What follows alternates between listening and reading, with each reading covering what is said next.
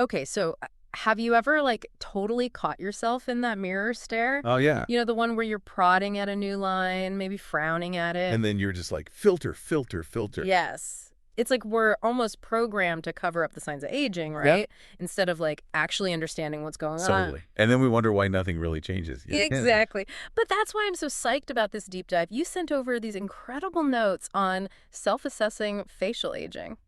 I'm excited to hear your thoughts. Seriously, mind-blowing stuff. I feel like I've been approaching this whole aging thing all wrong. Really? How so? Well, for one, you talk about looking beyond just wrinkles.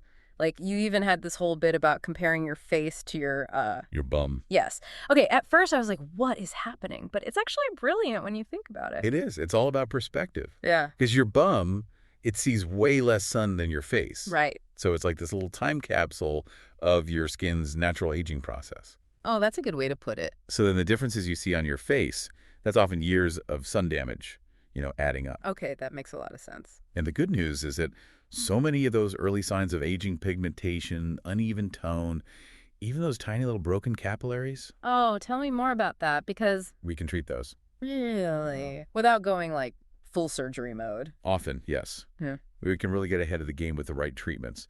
You mentioned peels and microneedling in your notes. Yeah, those were really interesting to read about. They work wonders for so many people because they basically boost collagen production, right? So it's like giving your skin a little pep talk. Haha, exactly. Little wake-up call to repair itself. And then there are also things like HydraFacials, which are a bit gentler if you just need a good maintenance routine. Love those. Okay, so we're taking care of texture, tone. But what about those lines, the ones that just seem to get more prominent every time we make an expression? Ah, yes, expression lines. It happens to us all. They're like little reminders of every laugh line and frown. I feel very seen, and not in a good way. But think of it this way. They come from years of, actually using our faces, right? That's true. I'd rather have laugh lines than a permanently surprised expression or something. Exactly. But you're right, they do contribute to an older appearance. Mhm. And it's not always directly because of aging, but more because they change the way light plays on our face.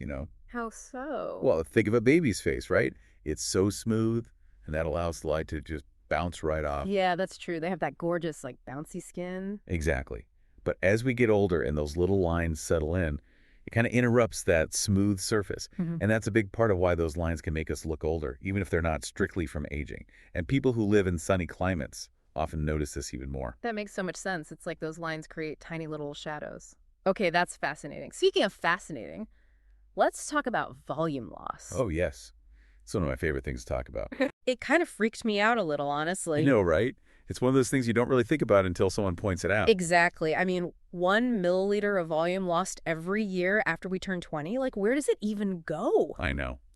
It's wild. But seriously, that gradual loss really adds up. And it's actually a major contributor to a lot of those hallmark signs of aging we see. Like what? Well, think about it. Those under-eye troughs that make you look tired, even when you've had a full night's sleep. Ugh, yes. Those are often from volume loss. Same with cheeks starting to flatten or jowls appearing. No way, really. It's all connected. Absolutely. And this is where getting a head start can be such a game changer. Addressing volume loss early on, even subtly, can make a huge difference over time. It's much easier to maintain volume than it is to try and get it back once it's gone. Oh, for sure. It's like, why wait until things hit rock bottom before we give them a little lift, right? Exactly. Yeah. And it doesn't have to be anything drastic either. Even small tweaks can make a big difference. Totally. Which leads me to another gem from your notes. Budgeting for treatments. Yes. This is so important. Because skincare can get expensive. And I'll be honest, I always feel a little awkward talking about the financial side of things with my dermatologist. I hear you. It can be a little uncomfortable. Right. Like, I'm not trying to haggle over, like, Botox prices or anything. Right, totally. But honestly, a good practitioner will welcome that conversation. They want to work with you within your budget to achieve your goals. Okay, that makes me feel better. Good.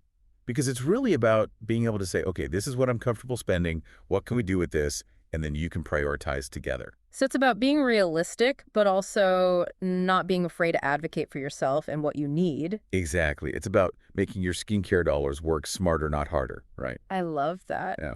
Wow, this has been a total eye-opener. I'm going to look at my reflection and everyone else's in a whole new light now. That's amazing. I love to hear that. And once you start paying attention, you start to notice these subtle signs everywhere. Oh, totally. I'm sure I'll be analyzing faces in the subway tomorrow. Uh-huh. Well, maybe not in the subway. But, the more you understand how your face ages, the more empowered you are to make the best choices for your skin. So true. This has been amazing. Thank you so much for this deep dive. And for everyone listening, get ready to see faces in a whole new light. Absolutely. And remember, aging is a natural process, so embrace it, but do it on your own terms. Knowledge is power. Couldn't have said it better myself. Okay, until next time, everyone, happy reflecting.